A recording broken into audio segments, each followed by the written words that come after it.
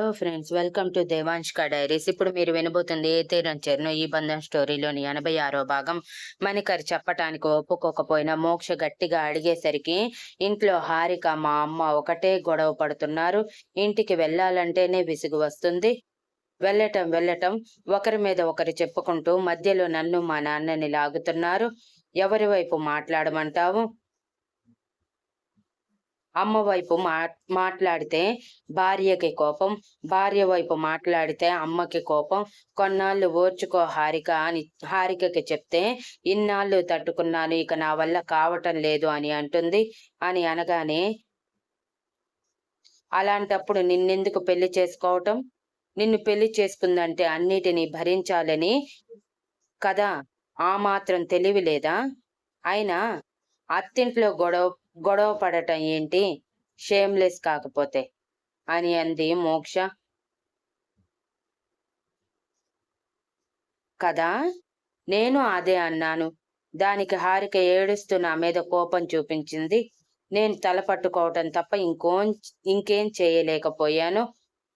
అని ఇంతలో కాఫీ రావటంతో తాగు అంటూ కాఫీ తాగుతూ ఇంకొంచెం నచ్చ చెప్పాల్సింది అని అంది మోక్ష. పెళ్ళైనప్పటి నుంచి అదే చేస్తున్నాను మోక్ష. ఇద్దరూ తగ్గే రకాలు కాకుండా పోయారు. కొన్నాళ్ళు నిజంగానే హారిక తగ్గి ఉంది, కానీ ఇప్పుడు తనలో సహనం నాకు కనిపించటం లేదు. పైగా ఏమైనా అన్నా చాలు తన తమ్ముణ్ణి తీసుకువచ్చి మా ఇంటి పరువు తీసేస్తుంది అని అన్నాడు మణికర్. చ వాళ్ళకి పెళ్లి విలువ, సంసారం విలువ తెలిసి ఉండదు మణికర్. అందుకే ఇలా కావాలని గొడవలు పెట్టుకుంటున్నారేమో. ఇవన్నీ నువ్వు మైండ్కి తీసుకోకు, వదిలే అని అంటుంటే, ఎక్కడ వదిలేయమంటావు మోక్ష? ఇంటికి వెళ్ళగానే ఒకటే గోల. నా వల్ల కావటం లేదు, తలనొప్పి వస్తుంది. ఇద్దరికి సర్ది చెప్పలేక. మా నాన్న అయితే మా మా అమ్మ చేసే గోలకి తట్టుకోలేక అసలు వదిలేశాడు అని చిరాకుగా మొహం పెట్టి అన్నాడు.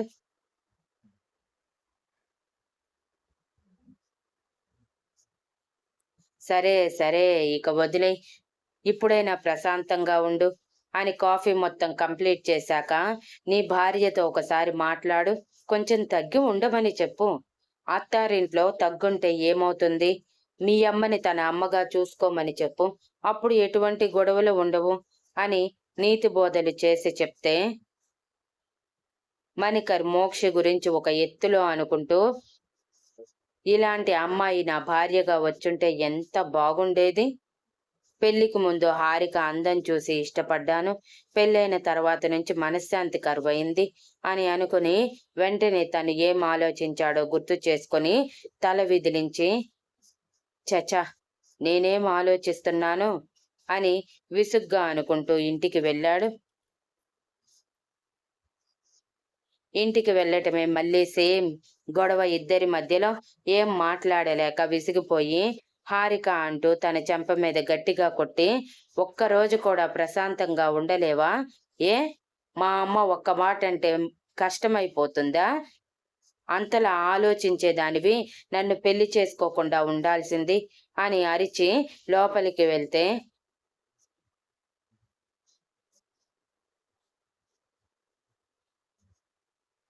పరిమళ గారు నవ్వుకుంటూ హారిక దగ్గరికి వచ్చి, చూసావా నా స్టామినా? నా కొడుకుని నీకే అగైనెస్ట్ గా చేశాను. ఇంకొకసారి నీ తమ్ముడు అంటూ వాడిని నా ఇంటికి తీసుకువచ్చి ఇక్కడవన్నీ నీ పుట్టింట్లో చెప్పావంటే నీ పరిస్థితి ఇంతకంటే దారుణంగా ఉంటుంది అని వార్నింగ్ ఇచ్చి వెళ్ళిపోయారు. హారిక మొదటిసారి మణికర్ అలా తనని కొట్టడంతో షాక్ అయ్యి బిగుసుకుపోయి తేరుకున్నాక ఏడుస్తూ రూంలోకి వెళ్ళింది. తను వెళ్ళేసరికి మణికర్ ఫ్రెష్ అవుతూ ఉండటం, యశస్వి నిద్రపోతూ ఉండటంతో ఏడుస్తూనే యశస్వి పక్కన కూర్చొని ఉంది. ఫ్రెష్ అయి వచ్చిన మణికర్ హారిక దగ్గరికి వెళ్ళి, ఇప్పుడు ఎందుకు ఏడుస్తున్నావు అని విసుగ్గా అడిగాడు. హారిక మణికర్ వైపు ఉక్రోషంగా చూస్తూ, నువ్వెందుకు నన్ను కొట్టావు? నిజాలు మాట్లాడితే ఇంతే కొడతారా? పెళ్లికి ముందు ఉన్న ప్రేమ ఇప్పుడేమైపోయింది అని అడుగుతూ ఉంటే యశస్వి చిన్నగా కదిలింది. మణికర్ యశస్విని జో కొడుతూ చిన్నగా మాట్లాడు అని చిరుకోపంగా చెప్పి, ఇంటికి రావటమే మీ గొడవలు ఏంటి హారిక? కొంచెం కూడా నువ్వైనా సర్దుకో లేకపోతే ఎలా చెప్పు? ఎన్నిసార్లు చెప్పినా నువ్వు విననంటావు, అటు అమ్మ వినదు. మీ ఇద్దరి మధ్య నేను నలిగిపోతున్నాను తెలుసా? అసలు ఇంటికి రావాలంటేనే ఇరిటేషన్ వస్తుంది అని అంటుంటే హారిక కోపంగా, మరి మీ అమ్మగారు చేసే ఆగడాలకి నేను ఎలా బలి అవ్వమంటావు చెప్పు మణికర్? పెళ్ళైన దగ్గర నుంచి ఈ ఇంట్లో నేను సంతోషంగా ఉన్న క్షణాలు వేళ్ల మీద లెక్క పెట్టుకోవచ్చు. ఎప్పుడు చూడు కోడల మీద పడి ఏడవటమే. ఇప్పుడు కొత్తగా బయటికి వెళ్ళి ఉన్నది లేనిది చెప్తూ అందరి దృష్టిలో నన్ను చెడ్డదానిగా క్రియేట్ చేస్తున్నారు. ఇప్పుడు కూడా సైలెంట్ గా ఉండమంటే ఎలా ఉంటాను అనుకున్నావు అని కోపంగా అడిగింది.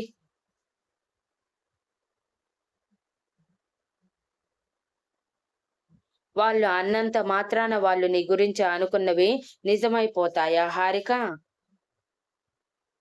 ఎవరో అనుకున్న మాటల్ని పట్టించుకొని ఎందుకు ఇలా రోజు గొడవ పడటం?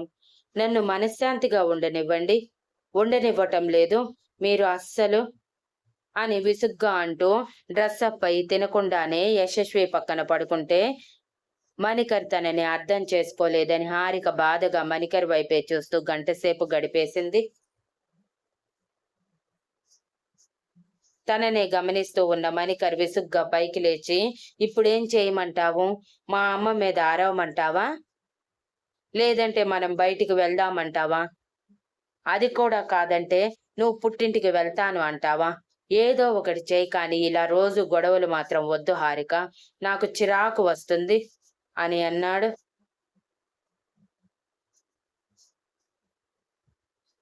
అయితే మీ అమ్మకి కొంచెం చెప్పు మణికర్, నేను ఇక నుంచి ఏ గొడవ చేయను. తను ఇంట్లో వరకు నన్ను నేను పట్టించుకోను, కానీ బయట సమాజంలో కూడా నన్నే తప్పు పడితే ఎలా తట్టుకోమంటావు చెప్పు? ఏ ఆడపిల్ల ఇలాంటివి ఒప్పుకోదు? ఏ ఆమెకు కూతురు ఉండుంటే ఆ కూతుర్ని కూడా ఇలాగే అన్ని అంటూ ఉండేవారా? నన్ను అలా చూసుకొని ఉండొచ్చు కదా అని అడిగింది.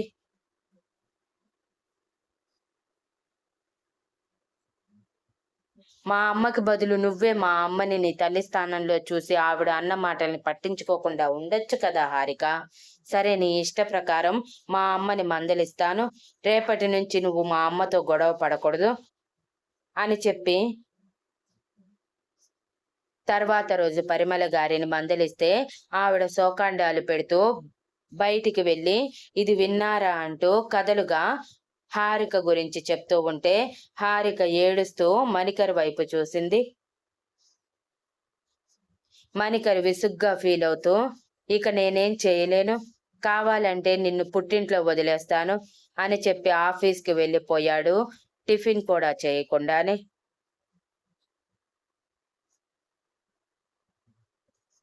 ఆ రోజు కూడా విసుగ్గా ఉండటంతో మోక్ష మణికర్ దగ్గరికి వచ్చి ఏం జరిగింది అని అడిగితే మణికర్ జరిగింది చెప్పి ఎవరి వైపు మాట్లాడాలో అర్థం కావట్లేదు, సాయంత్రం చూస్తాను, ఒకవేళ హారిక వేరేగా ఉండమంటుందో లేకపోతే పుట్టింటికి వెళ్తుందో అని అనగానే, నీ ఇష్టం మణికర్, బట్ నా సలహా మేరకు ఇలా తల్లిదండ్రుల్ని నువ్వు వదిలేసి దూరంగా వెళ్ళటం తప్పు, ఆ తర్వాత నీ ఇష్టం అని చెప్పి వెళ్ళిపోతే మణికర్ ఆలోచిస్తూనే ఇంటికి వెళ్ళాడు.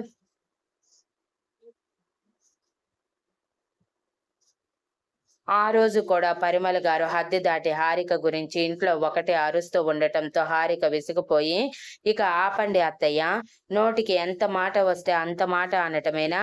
ఏం మనిషి మీరు?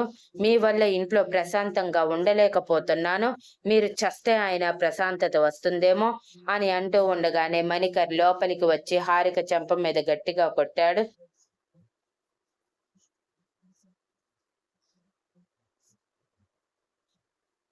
పరిమళ గారు నవ్వుకుంటూ ఆ సీన్ చూసి వెంటనే ఏడుస్తున్నట్టు మొహం మార్చి, చూసావారా నీ పెళ్ళాం ఏం మాట్లాడిందో, అందుకే నేను చస్తాను మీ ఎవరికి ఏ అడ్డు ఉండదు అని రూమ్లోకి పరిగెత్తితే మణికర్ వెనకే వచ్చిన పరమేశ్వరన్ గారు కంగారుగా పరిమళ అంటూ అరుస్తూ వెళ్ళేసరికి పరిమళ గారు డోర్ క్లోజ్ చేసుకుని, ఈ దెబ్బతో హారిక నా ముందు నోరు ఎత్తదు అని కన్నింగా అనుకుంటూ తన చీర తీసి ఫ్యాన్ కి హ్యాంగ్ చేసి అందులో తల పెట్టేలోపు పరమేశ్వరన్ గారు మణికర్ ఇద్దరు డోర్ బద్దలు కొట్టి లోపలికి వెళ్లారు. వాళ్ళు చూస్తూ ఉండగానే కావాలని తల లోపల పెట్టి స్టూల్ తన్నారు పరిమళ గారు.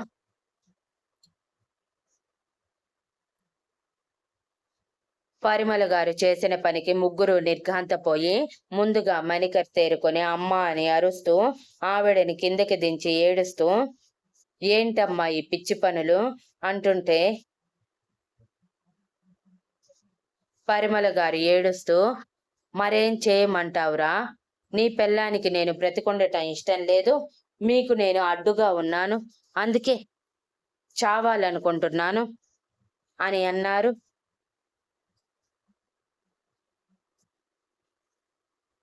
పరమేశ్వరన్ గారు ఏమీ మాట్లాడలేక నిస్సహాయంగా ఉంటే హారిక కూడా పరిమళ గారు చేసిన పనికి షాక్ అయ్యి చూస్తూ ఉండిపోయారు.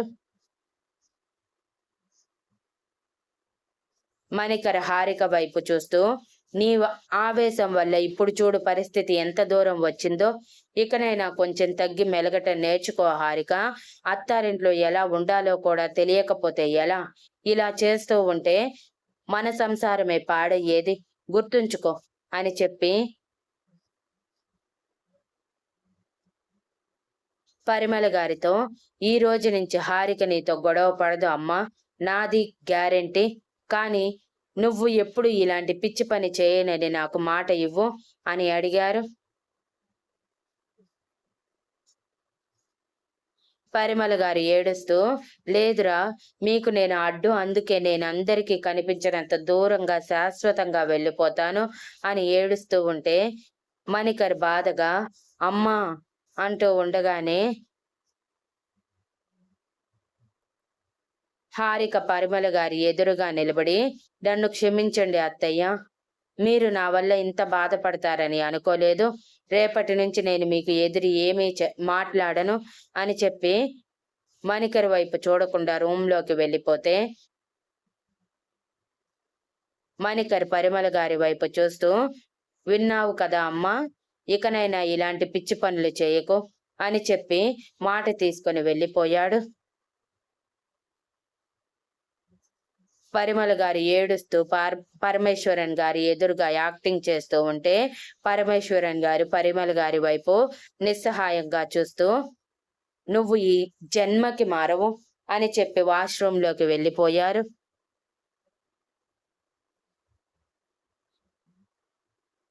Thank you for listening and please like, share, comment and subscribe.